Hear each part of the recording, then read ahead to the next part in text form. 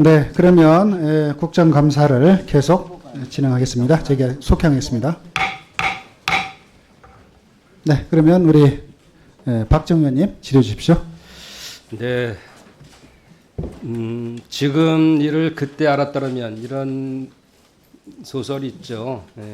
지금 이 기후 위기를 그 전에 도쿄 의정서 나올 때부터 대비를 철저히 했다면 이렇게 여름을 지내면서 아유더 이 소리를 좀 덜하고 대홍수나 이런 가뭄 이런 것들에 대해서 조금 더 지금보다는 낫지 않을까 싶습니다. 지금이라도 우리 새 정부가 들어오면서 우리 신재생 에너지 목표를 과감하게 세우고 꼭 이뤄내겠다는 의지를 보여주셔서 감사합니다.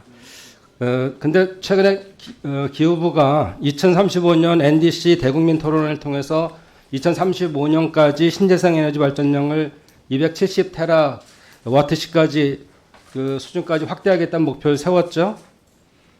예, 그게 테라와트 시하고 이제 그러니까요. 예, 발전량과 발전 네, 좀 헷갈려가지고. 네, 발전량. 네. 예, 지금 우리 시설과 이렇게 되는데 이는 현재 전체 발전량의 우리가 9%다, 10%다 이렇게 하는 수준이에요. 재생에너지 비율이. 네. 근데 이거는 결국은 이렇게까지 올리면 37%까지 끌어올리겠다는 계획이죠. 대략 30% 중반, 30%에서 30% 중반 정도를 염두에 두고 있습니다. 그러니까 270 테라와트 시의 경우에 그렇다는 소리죠. 네. 예. 그래서 근데 이 목표를 달성하려면은 지금은 한 34 기가와트 수준인 신재생 에너지 설비를 최소 이제 130 기가와트나 심지어 200 기가와트까지 확대해야 된다는 계산이 나옵니다. 네. 그렇죠? 네. 근데 만약에 130 기가와트짜리 규모의 태양광 발전 시설을 설치하려면 면적이 서울시 면적의 3배, 한 1,700 제곱킬로미터 정도가 필요해요. 근데 우리나라가 뭐 이렇게 인구가 많지만 넓은 면적을 가진 나라는 아니기 때문에 이걸 어디서 확보할 건가가 굉장히 중요합니다. 특히나 서울 같은 데는 이거 확보할 수가 없죠. 땅이 이렇게 비싼데. 그래서 자꾸 호남이나 영남 지역에서 하겠다. 또 에너지 고속도로도 서해안을 통해서 이렇게 오겠다. 이런 계획들이 많이 있습니다. 그렇죠?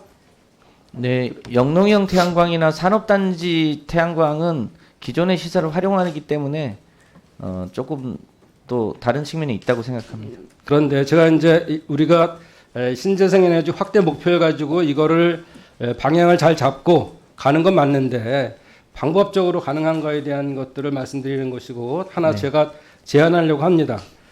근데 지금 수도권 전력 공급이 수급이 지금 전체적으로 좀 불안해요. 그래서 보면 서울은 12% 자금률이, 경기도 한 62% 됩니다. 지금 용인의 지금 반도체 클러스터에도 16기가와트가 필요한데 실제적으로 4.5 기가와트는 자체 생산, 11.5기가와트는 외부에서 공급받는 데는 이게 녹록치 않잖아요. 네. 이런 것 때문에 댐 문제서부터 여러 가지가 좀 발생하고 있어요. 그리고 또 이제 경기도가 그 AI 선도 산업 특구 지정을 또 추진 중에 있습니다. 그래서 AI 허브는 이제 판교, 거기 IT 기술이 많이 뛰어나기 때문에 허브로 잡았고, 그다음에 시흥에는 AI 바이오, 또 부천은 AI 로봇, 그다음에 하남은 AI 서비스, 그다음에 의정부는 AI 제조. 여기에 이제 우리 파주가 AI 기후 테크를 해서 AI 벨트를 지금 완성하려고 합니다.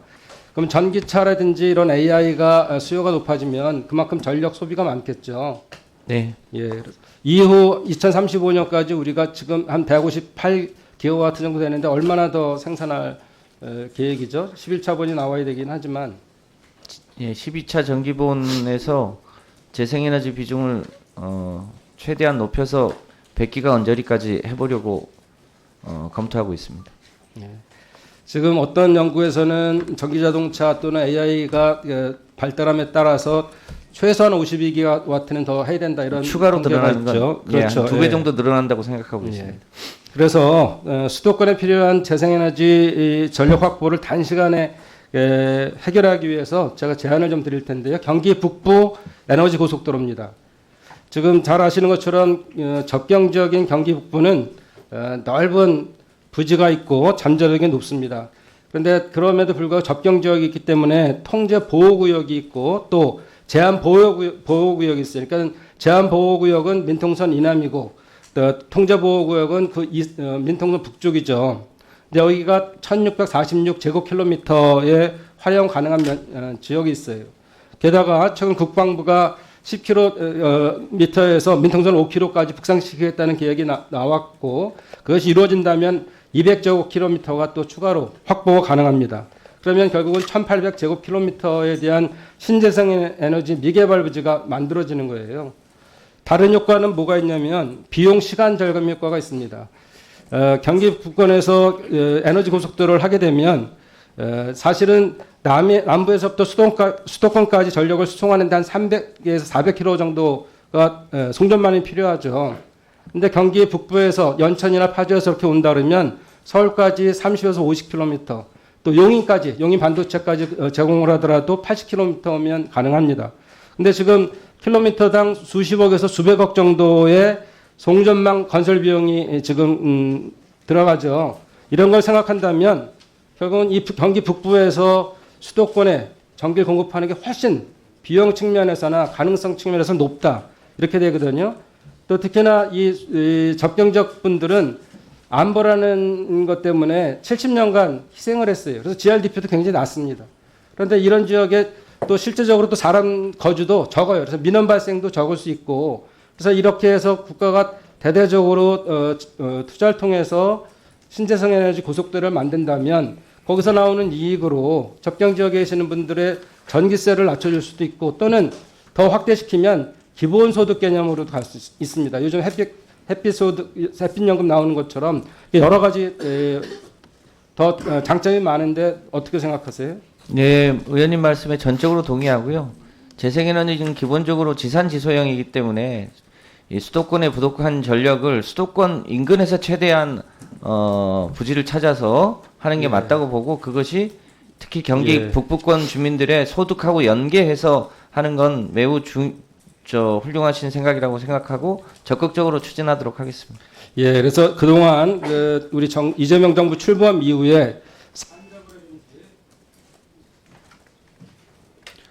대통령 직속 지방시대위원회 또 기후에너지 환경부에서도 여러 가지 재생에너지 확대 정책을 발표하셨는데요. 그래서 5국 3특 체제도 말씀하시고 여러 가지가 있지만 이 경기 북부에 대한 게 빠졌어요. 굉장히 그냥 들어보셔도 실현 가능성이 높지 않겠어요? 아, 그렇습니다. 예, 그래서 이런 것들을 잘 활용해 주시고, 특히나 이따 다시 시간이 되면 보충 질의 시간에 하겠지만 발전 5개사가 재생에너지 생산에 굉장히 지금 시도도 낮고 실제로 이루어지는 것도 낮습니다. 그래서 이런 발전 5사 또는 한전 이런 데가 같이 하게 되면 계통 이동도 쉽고, 또 그동안에 본인들이 채우지 못했던 이 재생에너지 목표에 대해서도 할 수 있기 때문에 정부가 이거는 뉴딜 정책처럼 대대적으로 한번 할 필요가 있다 이렇게 생각을 합니다. 네, 적극적으로 빠르게 추진하도록 하겠습니다. 예, 이상입니다. 장관님 적극 검토가 아니라 적극 빠르게 추진입니까?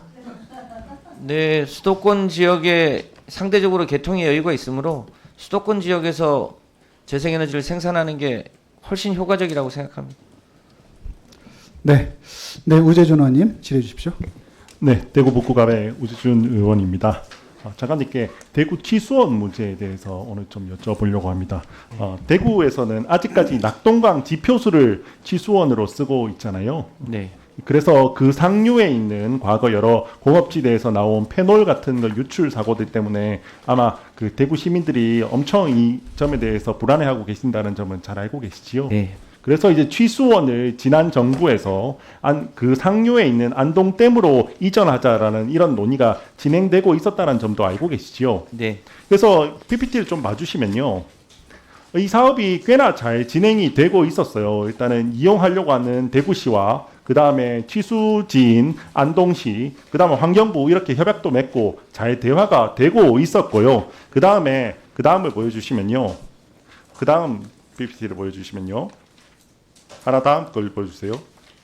이렇게 환경부 올해 주요 업무 추진 계획에도 이렇게 보시면 안동댐을 활용해서 취수원으로 하겠다라고 아예 그 설명까지 했었습니다. 이렇게 해서 그 다음 장을 보여주시면 이에 따라서 이렇게 계속해서 설명까지 하고 있어서 주민들 불과 2025년 5월 5개월 전에 의성에서는 이렇게 해서 안동댐에서 우리가 취수원을 이전하겠다라고 이렇게 이야기가 잘 진행되고 있었습니다. 이때 거의 큰 반대가 없었습니다. 이렇게 오히려 정말 지역 간의 어느 정도 대화를 통해서 잘 대화가 되고 있었습니다. 근데 오늘 보면요, 갑자기 장관님 들어오시고 나면 다시 예전에 우리가 그 말이 있었던 해평치수원으로 해평치수장을 이전하겠다 이 이야기가 또 하고 계세요. 오늘 업무 보고를 이렇게 보시면 이렇게 적혀 있어요. 과거 합의한 바 있는 해평치수장 이용안을 중심으로 지역 합의를 복원하겠다. 이 말은 거꾸로 말하면 과거 합의한 바는 있지만 이게 합의 파기된 거 알고 계시지요? 구미시장하고 대구시장이 합의 파기 선언을 했다는 사실은 알고 있습니다. 뭐 어쨌거나 합의 파기 선언을 했다는 건 법적 효력을 떠나서 그게 싫다라는 의사는 밝힌 거잖아요, 이미. 두 번째 보면 지역 합의를 복원하겠다까지 이야기를 하시는데 그 말은 지금 지역 합의가 안 되고 있다는 것도 알고 계시는 거 아닙니까? 이 안에 대해서는 지역 합의가 실질적으로는 실패했다는 걸 알고 계시는 거 아닙니까? 아직 최종 결론, 그러니까 2021년 2년인가요? 그때 소위 육자가 합의했던 내용이 있고요. 그 이후 지방선거 때 그 두 분 다 낙선하셨죠. 두 분 다 낙선하시고 실질적으로 거기에 대해서 지역에서 굉장히 불만이 많다라는 걸 알고 계십니까? 그리고 그 무엇보다 아니 앞에 제가 보여드렸지만 안동댐으로 취수원 이전이 순항하고 있었잖아요. 문제가 발견된 게 있습니까 이게? 네, 그 얘기가 이제 본격적으로 나오니까 그 안동댐 아래 지역에 있는 상주 지역하고 의성 지역에서는 강한 반대가 있는 것 또한 사실입니다. 제가 낙동강 본류의 수량이 줄어드는 것에 대한 반대도 컸고요. 그 낙동강 주변의 많은 시민단체와 환경단체들은 본질적으로 낙동강 본류 수질을 깨끗하게 해야지 낙동강 본류는 그대로 놔두고 각자 개별적으로 댐으로 가는 게 맞겠냐. 더군다나 비용도 아주 상당한 비용인데 이런 문제들이 있어서 종합적으로 지금 다시 검토하고 있습니다. 아니 장관님 일단은 시민단체가 시민단체 환경단체가 과연 지역 주민을 대표하는지 굉장히 의문이 들고요. 차라리 지역구 정치인들이란지 저희라든지 이런 사람들하고 더 대화를 좀 하려고 노력하셔야 됐지 않나라는 아쉬움이 듭니다. 네. 또한 이렇게 보면 환경부에서도 이런 분석 자료들이 다 있어요. 사실은 물론 주민들께서는 일부 분들이 우려하실 수 있죠. 근데 연구 결과에 문제가 없었다라는 점들이 다 있었고 이걸 다 설명하고 있었습니다. 이거 혹시 장관님께서 그분들 설득하려고 노력해 본 적이 있으십니까? 어떤 분들을? 왜냐하면 위에 있는 상주나 이런 시민들한테 혹시나 낙동강 그 수량이나 이런 부분들에 크게 문제가 없다 이런 부분들 설득하려고 노력해 본 적 있으십니까? 제가 직접 하진 못했습니다. 혹시 그러면 밑에는 노력하시는 분들이 있습니까? 다른 분들이? 왜냐하면 장관님 오늘 업무 보고에 해평치수장 이용안 중심으로 지역 합의를 복원하겠다고 노력까지 하겠다고 이렇게 적어 오셨어요. 그럼 이거 하기 전에 차라리 잘 진행되고 있었던 안동댐 안을 좀 더 잘 순항할 수 있도록 지역에 더 노력을 해야 되는 거 아닙니까? 그게 필요하면 오히려 지역 정치인들이나 이런 사람들한테 의견을 구해서 도움을 구해서 조금 더 하자고 도와달라고 하는 게 맞는 거 아닙니까? 지역에 따라서 의견이 다를 수 있겠습니다만 대구 시민들이 맑은 물을 먹겠다고 하는 취지에 대해서 공감합니다. 다만 그게 다 지역 간의 이해관계가 있고 그 안동댐 바로 아래 지역에 있는 상주 지역이나 의성 지역은 이 부분에 대해서 반대 의사도 매우 강하다고 알고 있습니다. 아니 그 이거는 부분에 있어서도 정치적인 논리 문제가 아니고요. 자료를 보여드리지 않았습니까? 해당 지역 주민들의 이해관계를 어떻게 잘 조율할 것인가의 문제라고 생각합니다.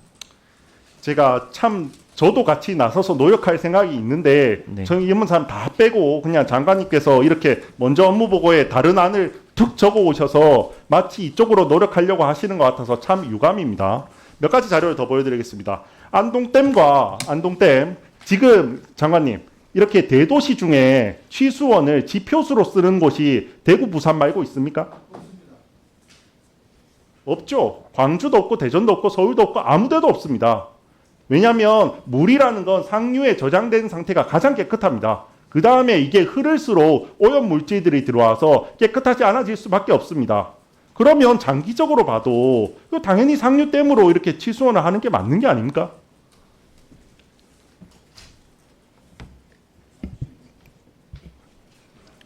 국민들이 보다 안전한 물을 마셔야 되는 건 맞는 말씀이십니다. 특히 낙동강 수계가 다른 지역보다 조금 어려운 여건에 있는데 낙동강 본류 수지를 깨끗하게 하지 않고 낙동강은 사실상 아니 그런 이념적으로 왜 접근을 자꾸 하십니까? 왜 이게 그게 왜냐하면 사업이 아니, 진행이 안 그게 되고 왜 있었으면 이념입니까? 모르겠는데요. 사업이 진행이 잘 안 되고 있었으면 모르겠는데 낙동강에 1,300만 시민들이 낙동강을 수자원으로 먹고 있는데 그 낙동강 수자원을 본류를 깨끗하게 하려고 노력은 하지 않고 다 각자 낙동강은 내버려 놓고 각자 댐을 먹겠다고 하는 게 과연 그건 옳은 생각입니까? 아니 그럼 다른 도시들은 왜 댐에서 취수원했습니까? 서울은 도대체 왜 팔당댐에서 쓰죠? 옛날에는 한강에서 취수하지 않았습니까? 사실상 서울은 그게 저 굳이 낙동강으로 치자면 서울은 팔당댐 취소하고 나서 아리수 홍보까지 하고 있는 거 알고 계십니까? 물 깨끗하다고 홍보하고 있는 거 알고 계십니까? 대구에 조금만 여러분 물어보시면요. 운문댐에서 취소하고 있는 수성구는 집값이 비쌉니다. 심지어 그래서 그거 물 가져가겠다고 울산에 하고 지역 갈등까지 있어요. 아니 저 한강은 사실상 한강 수계에서 취수하고 있는 겁니다. 아니 그래서 안동댐으로 그걸 옮기자고 지금 아니 지금까지 그러니까 논의가 되고 수도권은요 있었잖아요. 댐이 아니라 한강 수계에서 취수하고 있는 거라고요. 어쨌거나 댐이잖아요. 팔당댐 아닙니까? 아니 그게 광주는 안동댐하고는 어디서 취소를 합니까? 안동댐하고는 성격이 다르는 광주는 다른 주안댐 아닙니까? 네? 광주는 주안댐 아닙니까? 그 서울 수도권은 사실상 한강 이거 수계에서 지역 차별입니다. 이거는. 한강 수계에서 취수하고 있는 것 같습니다. 네, 수고하셨습니다. 다음은 김희정 간사님 질의해 주십시오.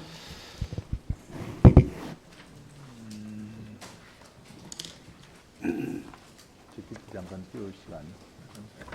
잠시 멈췄다가.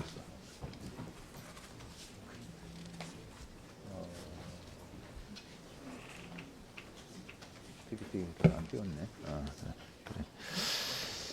자, 장관님, 기후 에너지 환경부 장관으로 첫 취임을 해서 첫 국정감사인데 수고 많으십니다. 2022년 11월 10일 날 법무법인이 환경부 질의에 답변한 내용을 한번 보시죠. PPT 보시면 됩니다. 당시 환경부는 2017년 6월부터 보를 개방하면서 발전 매출이 보개방 전 대비 감소했다며 수장공사 사장은 공사가 시행하는 사업의 일환인 신재생에너지 설비 운영 관리 업무를 적정하게 수행하지 못하여서 소수력 발전 매출에 손실이 발생하였는 바 이러한 상황에서 수장공사 사장에게 업무상 배임죄를 죄책을 물을 수 있는지를 이 환경부에서 로펌에다 질의를 했습니다.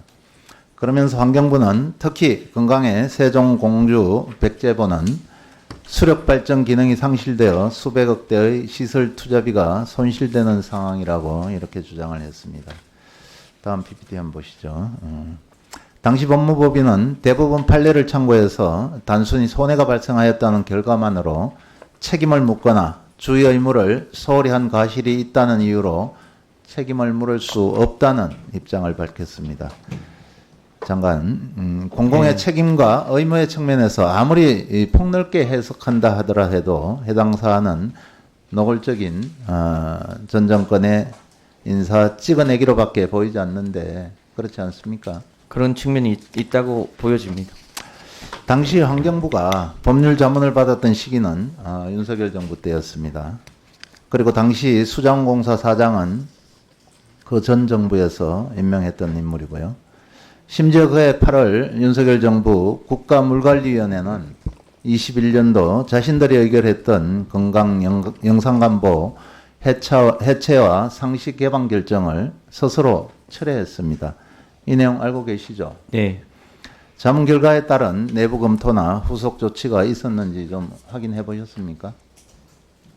어떤 지금 이런 법률 자문 결과에 따라서 법률 자문으로는 책임을 물을 수 없다는 그런 네네. 내용이었잖아요. 네. 그 이후에 우리 장관님 취임하기 전에 환경부에서 어떤 후속 조치들이 있었는지. 따로 보고받은 적이 없습니다. 예. 챙겨보겠습니다. 예, 뭐 다른 문제를 이제 건드려서 결국은 이제 퇴진을 시켰죠. 그래서 2023년 이 4대강 감사 결과를 윤석열 정부가 과도하게 해석했다는 그런 비판이 당시에 있었습니다. 환경단체는 변경된 보처리 방안이 전문가 검증이나 의견 수렴 없이 졸속으로 진행했다고 비판을 했고, 그때 그 세종보 재가동 하려고 보수하는 비용이 한 30억 가까이 들은 걸로 알고 있습니다. 배보다 배꼽이 컸습니다. 예, 그런 문제가 있었어요. 그래서 수자원공사 사장에 대한 당시 환경부의 내부 판단은 공공기관의 직무 범위를 넘어선 정치적 책임 전가로 그런 그 비칠 소지가 다분했었던 거죠. 그래서 이런 상황을 방지하기 위한 환경부에서는 그 제도적 그런 보완책 마련이 필요하다고 봅니다. 그 업무상 배임이라고 하는 게 너무 모호해서 이재명 정부 들어서 그걸 전면적으로 보다 정밀하게 제도 보완을 하려고 하고 있는 걸로 알고 있습니다. 예, 그래서 환경부에서 그런 업무에 대해서 기관장에 대한 책임을 물었다는 이런 부분들이 물으려고 했던 부분들이 문제가 있었다고 보여집니다. 다른 PPT 다시 좀 보시죠. 지난해 우리나라 온실가스 배출량이 2023년 대비 2%밖에 줄지 않았습니다. 2030 NDC 목표 달성을 위해서 감축량이 어느 정도 되는가는 알고 계시죠? 네. 예, 2억 9,100만 톤입니다.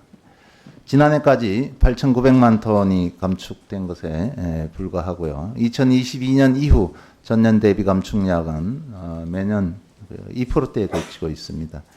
이 같은 그 실정에 대해서 보고받으신 바가 있습니까?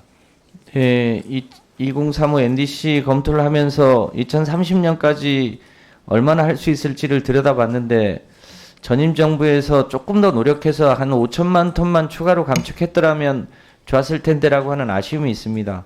그 노력이 없어서 이재명 정부 들어서 거의 2억 톤을 감축해야 되는 아주 힘든 상황에 놓여 있습니다.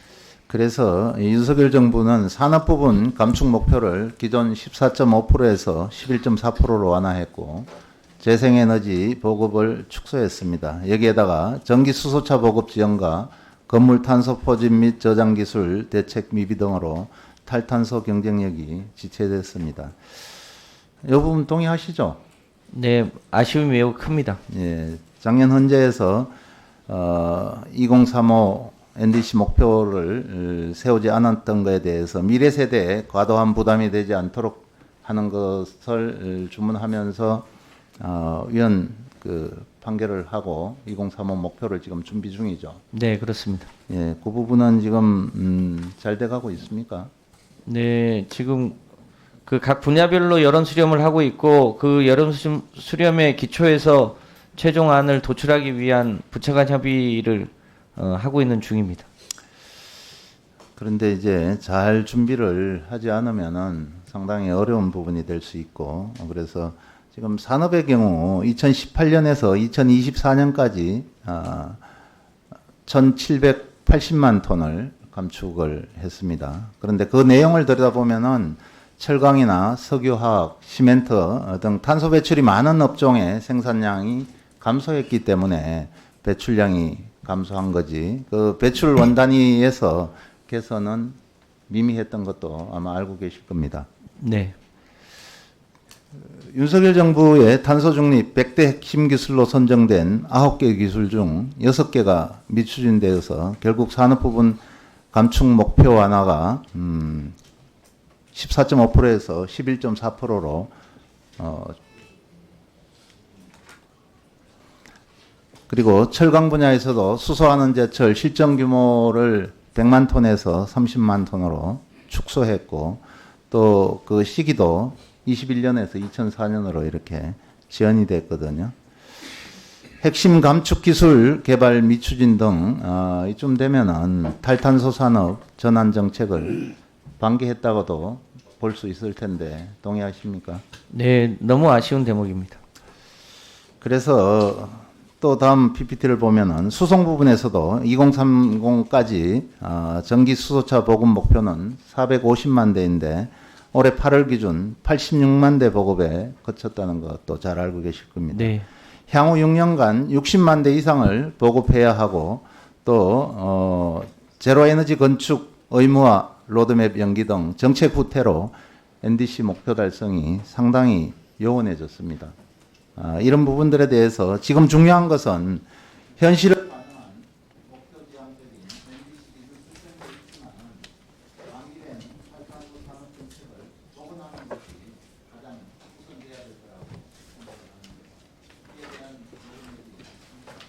네, 뭐 잘 아시겠습니다만 가장 효과가 큰 건 전력 분야에서 석탄 발전을 빨리 줄이는 일입니다.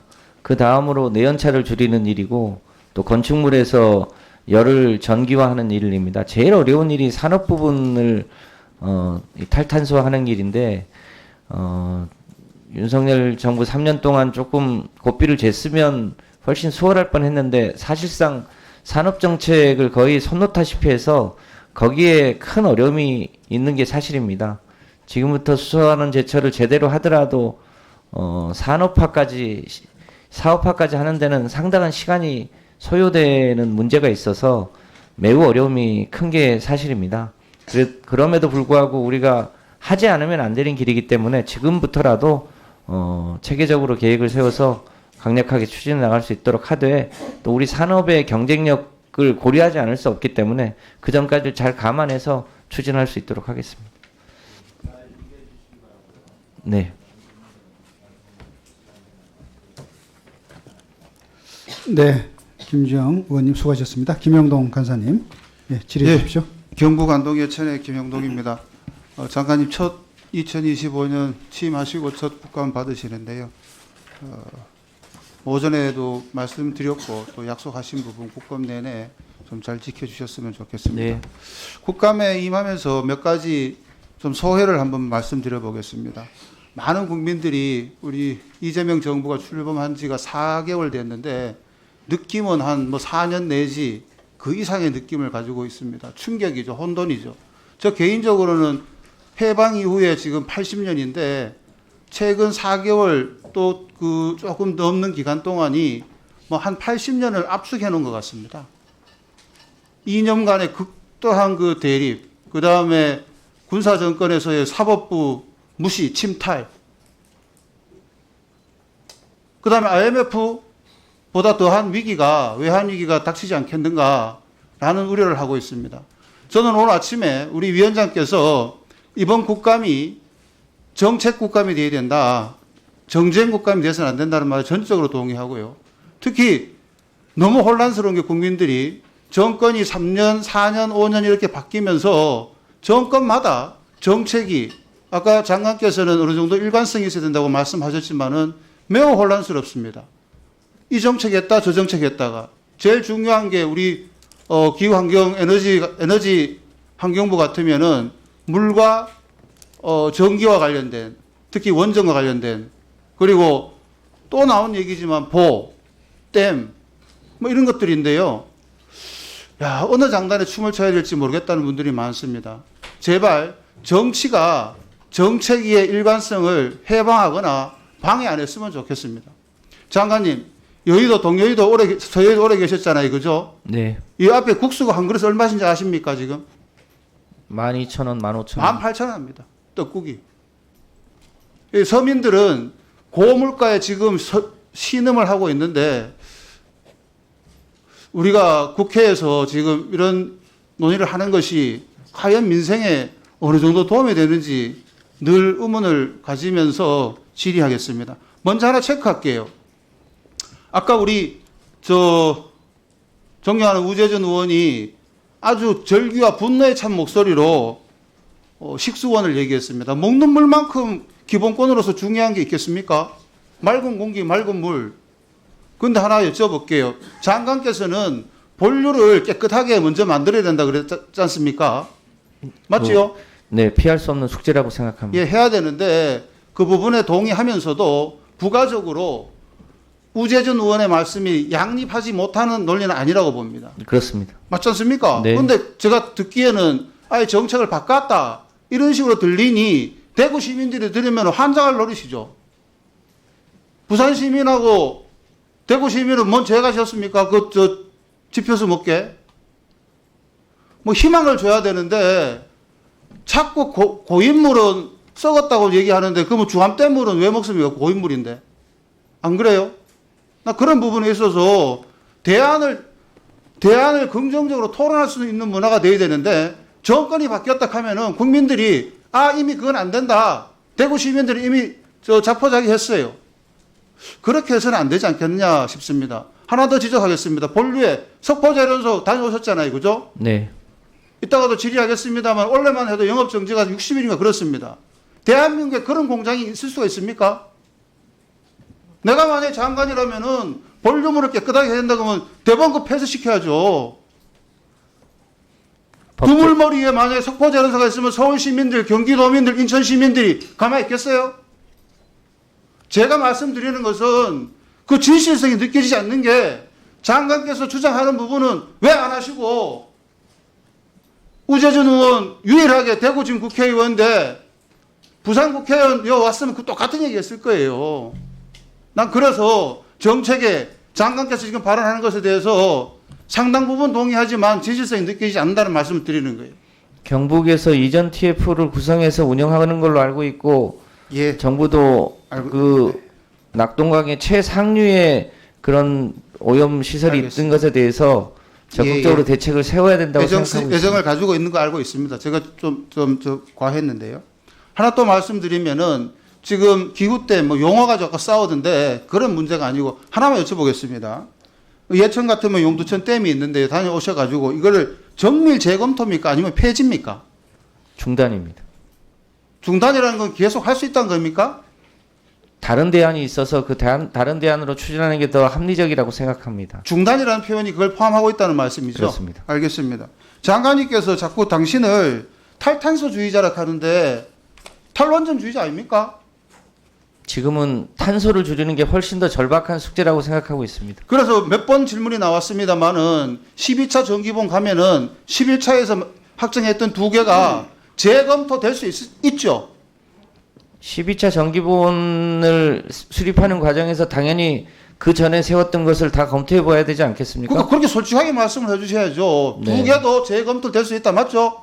아니 이제 예를 들어서 그 11차 정기본에 세워졌던 계획에 따라서 신청하는 것이 어렵게 없다든지 얘기할 게 아니고 그때 가서 봤을 때 두 개가 필요 없으면 원전 건설 안 한다. 그게 솔직한 입장 아닙니까? 아니 필요성이 없거나 혹은 신청하는 데가 없으면 그럴 수도 있고 그거는 사정에 맞춰서 해야 되지 않겠습니까? 제가 워낙 이게 짧아서 그런지 모르겠는데 장관이 하시는 말씀에 답변을 들어보면은 대부분 국민들이 그러면 원전을 한다는 거야 안 한다는 거야. 이게 왜 중요하면은 원전 가지고 먹고 사는 사람들이 엄청 많아요. 아를 대학교를 보내야 될지 원자력 학과에. 근데 그래 얘기하시면 이거 어떻게 해야 됩니까? 원전은 수출을 한다 그러고. 아니 우리 동네에서 우리 집에서 안 쓰는 연탄 보일러를 다른 집에서 설치해가지고 판다는 게 말이 되겠습니까? 비유컨대 그렇게 위험한 거를. 난 좀 그래서 오래 걸리지 않아서 의사결정을 할 수 있을 거라고 판단합니다. 국감 기간이 기니까 어떤 정책에 대해서 분명한 입장을 정해 주셔야 돼요. 아니면 아까 중단처럼 어느 기간 동안에 신중하게 검토해 보겠다. 초창기에 문재인 대통령께서 취임했을 때도 공론화 과정을 거쳐가지고 그 부분을 결정했지 않습니까? 그죠? 예측 가능성이 있게끔 정책을 만들어 주셔야 우리는 이렇게 가겠다 해야 정치권에서도 그에 대한 대응을 할 거 아닙니까? 그죠? 더 중요한 것은 국민들이 장관 한마디 말에 내가 어떻게 앞으로 살아야 될지 또 반복합니다마는 우리 애를 그 원자 관련되는 아니면 원전 수리하는 그런 쪽에 보내야 될 것인지 고민을 하게 되는 거 아닙니까? 하나 더 여쭤보겠습니다. 아까 박해철 위원장께서 물어보셨을 때 발전사들 통합합니까? 안 합니까? 발전사의 전환이 필요한 시점입니다. 어떤 방식으로 할지에 대해서는 참 전환이라는 게 하나를 접고 가는 거 아니겠습니까? 석탄 발전을 접어야 되는 건 사실입니다. 그 장관께서 지금 여러 번 얘기했어요. 탈탄소 하기 위해서 NDC 하기 위해서 석탄 발전을 없애야 된다. 이 말 여러 번 했습니다. 지금 서부발전부터 우리가 모레 태안에 가겠지만은 거기에 있는 노동자들은 벌벌 떨어요. 거기는 전환 계획은 정해진 걸로 알고 있습니다. 그거는 법률 통과가 된 것이지 실제로 정책이 어떻게 집행되느냐 자기의 삶과 관련된 부분인데 태안 발전소 1호기에서 근로하는 노동자들은 제가 일반론을 말씀드리는 겁니다. 아니 현실을 얘기합니다. 전환을 할 때 반드시 노동자들이 거기 먹고 사는 사람들이 어떻게 받아들일 것인지에 대해서도 고민하셔야 되고 4대강 얘기할까요? 더 얘기할까요? 댐문 다 열 수 있습니다. 안목댐 다 열고 새방문도 다 투고 돼요. 그게 얘기해 보십시오. 우리 장관이 업무보고 했는데 강의 자연선 협업입니다. 아니 저 신안군에 그러면은 풍차 올리고 거기에 배널 싣는 거는 그게 자연합니까 그러면? 어떤 정도와 방향을 정확하게 얘기해 주셔야지 이거는 무조건 되고 이거는 무조건 안 된다는 식으로 얘기하니까 그걸 제가 문제 삼는 겁니다. 국감 기간 내내 좀 이런 부분을 충분히 논의해서 특히 받아들이는 국민들이 예견 가능하도록 그렇게 좀 정책을 이끌어 주십시오. 네, 그렇게 하겠습니다. 네, 저도 좀 잠깐 우리 장관에게 몇 가지 좀 여쭤볼까 하는데요. 지금 우리 국가기관 전력망 확충이 99개 사업이 발표가 됐고 거기에는 송전선로가 70개, 변전소가 29개, 이것이 국가기관망 설비로 지정이 됐죠. 네. 그런데 이제 이게 대부분의 수도권 중심 사업을 위한 전력망 확충으로 보여지고 있습니다. 특히 용인 반도체 클러스터로 가는 초고압 송전망이 그 핵심인데 용인 반도체 클러스터는 대한민국 전체 전력의 10%에 달하는 10기가와트가 넘는 막대한 전력을 쓰는 계획으로 좀 되어 있습니다. 아까 우리 정혜경 의원님도 지적을 했습니다마는 지금 이렇게 전력망을 확충하는 계획이 지역 간의 불균형을 심화시키는 구조로 되어 있고 전북만 해도 99개 전력망 계획 중에 약 27개, 29% 정도가 신설되는 계획으로 되어 있는데 수도권 전력 공급을 위해서 지방의 희생을 강요한다면 이건 국가 균형 발전 정신에 맞지 않는 거 아닙니까? 네, 위원장님의 우려에 대해서 충분히 공감하는 바가 있습니다. 네. 다만 이제 의사결정이 된 부분을 어디까지 우리가 조정할 수 있는지 이게 이제 관건인데요. 지금 이재명 대통령도 지역의 균형 발전 차원에서 전력 문제나 소위 이제 지역별 차등 요금제나 그 분산 편익 제도에 대한 적극적 활용이나 이런 걸 통해서 어떻게든 지역에 좋은 기업들이 갈 수 있도록 하는 제도를 어떻게든 보완해서 지역이 균형 발전할 수 있도록 적극적으로 추진하겠습니다. 네. 네, 당연히 그런 방향으로 정부가 입장을 밝혔고 그렇게 해야 된다고 생각합니다. 그런데 용인 반도체 클러스터와 관련해서 전문가들의 경우에는 2단계부터 지방에 이전해서 추진하는 방안도 가능하다 이런 견해도 있어서 앞으로 아까 여러 가지 방안들을 얘기했는데 국가전력망 확충을 하는 과정에서도 국가균형발전 에너지 지산지소가 될 수 있는 그 방안을 좀 적극적으로 더 검토해 주시기를 요청합니다. 네, 그렇게 하겠습니다. 그런데 지금 이 전력망 확충 사업과 관련해서 호남권을 중심으로 전국적으로 반대 대책이 구성되어 있고 갈등이 상당히 좀 심화되고 있는 상황을 알고 계시죠? 네. 전력망 이 사업은 재생에너지 확대 또 안정적인 전력 공급을 위해서 필요하다고 생각을 하는데요. 그런데 제가 만나본 주민 대책위 분들을 많이 만나봤거든요. 만나봤는데 그분들이 무조건 반대하는 게 아니고 지역에 도움이 되는 방향으로 추진돼야 된다 이런 생각을 갖고 있습니다. 그런데 지금 이거 확충하는 데 가장 큰 문제는 주민 수용성이 낮다는 건데 이 주민 수용성을 높일 수 있는 방안이 있습니까? 이하경 의원님도 얘기하시고 다른 의원님들도 말씀을 주셨는데 부분적으로 이제 고압 송전망이 필요한 건 사실입니다. 다만 그 송전망이 지나가는 지역의 주민들과 소위 그 이익을 또 건강에 대한 위험을 충분히 상쇄하고 이익을 배분할 수 있도록 할 수 있느냐 이게 관건으로 판단됩니다. 가급적이면 지산지소형으로 하되 불가피한 부분은 그 지역의 주민들이 충분히 동의할 수 있는 정책이 함께 추진돼야 된다고 생각합니다. 네. 여러 가지 방안이 있고 어쨌든 핵심은 그 지역의 주민들이 동의할 수 있는 그런 방안으로 돼야 되지 않겠습니까? 그렇습니다. 그런데 그렇게 하려고 그러면 결국은 그 주민들과 적극적으로 소통하는 게 필요하다고 생각합니다. 네. 그런데 이제 좀 아쉽게도 지금 그 입지 선정 절차를 보면 이 정부가 바뀌었음에도 불구하고 그 전에 추진했던 것과 그대로 이어서 절차가 진행되고 있어요.